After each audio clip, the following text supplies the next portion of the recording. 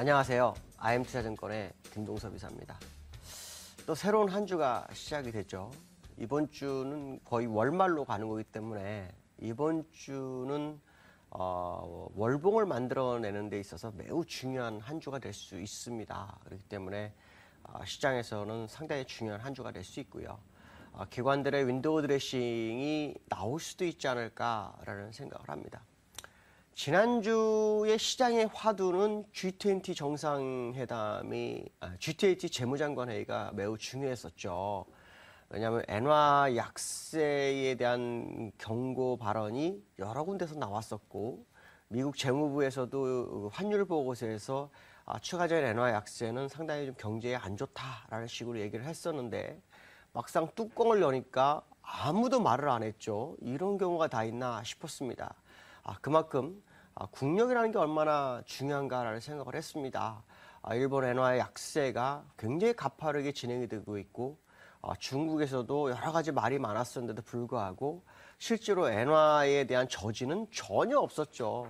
그냥 명목적으로 경쟁적 환율 절하는 하지 않아야 된다는 정도로 끝났죠. 이게 상당히 좀 당황스럽습니다. 오히려 일본은 이거 가지고 엔화 약세에 대한 언급이 없었기 때문에 시장을 계속해서 엔화 약세가 이루어질 것을 예견하는 발언을 쏟아붓고 있는데요. 좀 안타까운 모습입니다. 거기에 맞춰서 우리나라는 어떻게 대응할지가 상당히 좀 중요한 상황이 아닐까라는 생각을 보는데요. 어쨌든 이번 재무장관 회의에서는 아무 소득이 없는 상황이 됐습니다. 물론 미국의 입김이 어느 정도 작용하면서 미국과 일본이 결국 양적 완화에 승리하는 그런 상황이 됐는데요. 미국의 한편에서는 또 연준 의원들 사이에 이상한 얘기가 돌고 있죠. 이때까지 양적 완화가 조만간 종료돼야 된다라는 얘기가 있었는데 이번에는 오히려 양적 완화를 더 강화해야 된다라는 얘기가 나오고 있죠. 다름이 아니라 얼마 전에 CPI 소비자 물가 지수가 1.5% 전년 대비 1.5%가 되면서 문제가 발생을 한 거죠. 무슨 말이냐면 인플레이션을 2%까지 목표치는 최소한 돼야 되는데 이게 오히려 디플레이션이 걸리고 있기 때문에 이렇게 되면 양적 완화를 확대해야 된다는 말을 하고 있죠. 그래서 이게 계속해서 양적 완화 종료 가능성을 제기했던 사람들도 수면 밑으로 떨어지고 내려가고 있고 여름쯤 되면은 오히려 양적 완화를 더 강화할 수도 있겠구나라는 기대 심리가 시장에 반영이 되기 시작을 했습니다. 자, 그 얘기는 무슨 말이냐면 이번 주에 시장의 방향성은 여기서 나올 수도 있다라는 생각을 해야 되죠. 물론 어닝 시즌에 의해서 여러 가지 실적도 보겠지만 시장에서는 양적 완화의 종료에 대한 불안감이 상당히 시장을 좀 흔들었고 그로 인해서 시장이 좀 어려움을 겪는 상황이었지만 이제는 그러한 상황도 없어질 수도 있겠구나라는 부분이 지금 미국에서 나오는 흐름이고요. 또 하나는 유로존에서 상당히 좋은 결과가 나올 수도 있을 것 같습니다. 무슨 말이냐면 피그스 중에 하나인 포르투갈이 이번 주에 경기 부양책을 발표한다고 하죠. 그러니까 긴축은 유지하되 경기 부양책을 하겠다.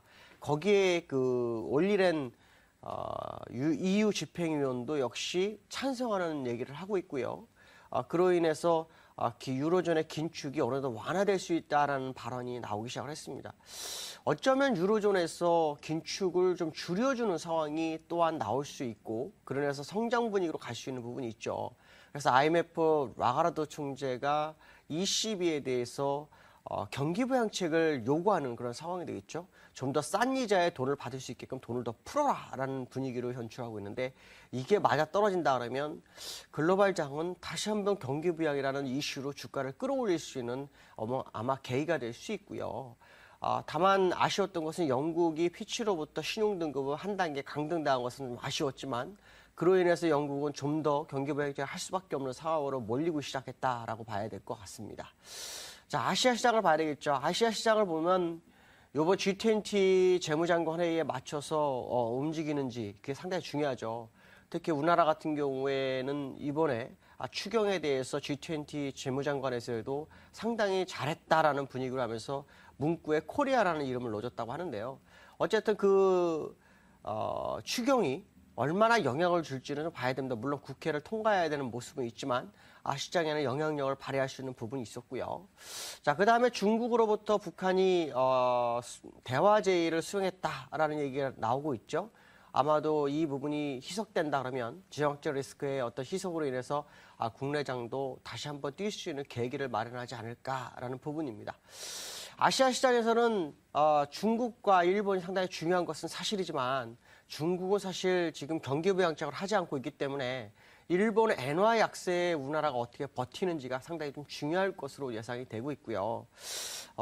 지금 차트를 한번 보려고 하는데요. 차트를 보면 엔화가 얼마나 더 약세가 될 수 있을까라는 생각을 한번 해봐야 될 것 같은데요. 엔화 약세의 모습을 보면 지금 엔달러가 99엔하고도 51 정도 되죠. 그러면 지금 보면 N까지는 이제 열렸다고 봐야 되겠죠. 근데 추세선이 이렇게 돌고 있기 때문에 100엔을 일시적으로 안착을 할 수는 있지만 추세적으로 끌고 갈 수 있을까라는 생각을 한번 해보게 되는 모습이다라고 봐야 될 것 같습니다. 특히 이 100엔이 많이 넘어가게 되면 이 연장선으로 가게 되거든요. 그럼 굉장히 높은 데까지 가는 거죠. 옛날에 124엔까지 갔었는데 그것도 갈 수 있다고 볼 수 있죠. 그러나 상향의 고점이 여기서부터 한 번, 두 번, 세 번 있었다 그런다면 지금은 아마도 여기 맞고 다시 떨어질 확률이 높습니다. 그럼 주봉으로 보면 상승각도가 매우 가파르죠. 이런 경우에는 바로 가지 않습니다. 그러니까 일봉 상태로 봤을 때는 돌파가 되면 굉장히 많이 갈 수 있겠구나라고 생각했지만 주봉 상태로 본다면 지금 현재 이 위치가 거의 꼭지일 확률이 높다라는 거죠. 그리고 100엔 정도는 장중에 찍을 수 있지만 추가적으로 찍기는 쉽지 않은 상황이라고 보시면 될 것 같습니다.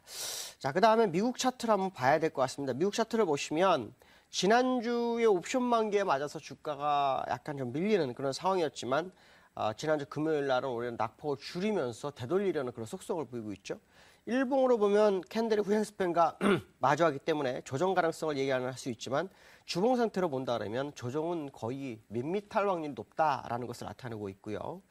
자, 그다음에 영국 차트입니다. 영국 차트를 보시면은 오늘 영국이 올라서게 되면 추세 반전 시그널 뜹니다. 그래서 오늘 밤에 영국의 흐름을 좀 보시면 될 것 같고요.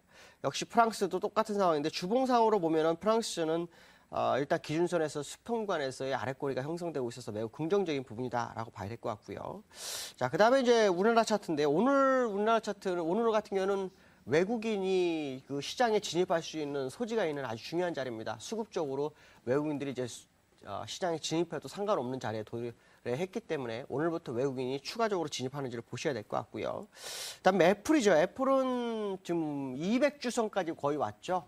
370불대 여기까지 오면 거의 바닥이라고 봅니다. 이걸 깨지게 되면은 답이 없죠. 그렇지만 보통 경우는 주봉에서 200주선은 잘 깨지 않는다고 본다면 지금은 이 자리는 바닥권으로 봐야 되지 않을까 이렇게 판단하고 있습니다. 자, 한 주의 시작이죠.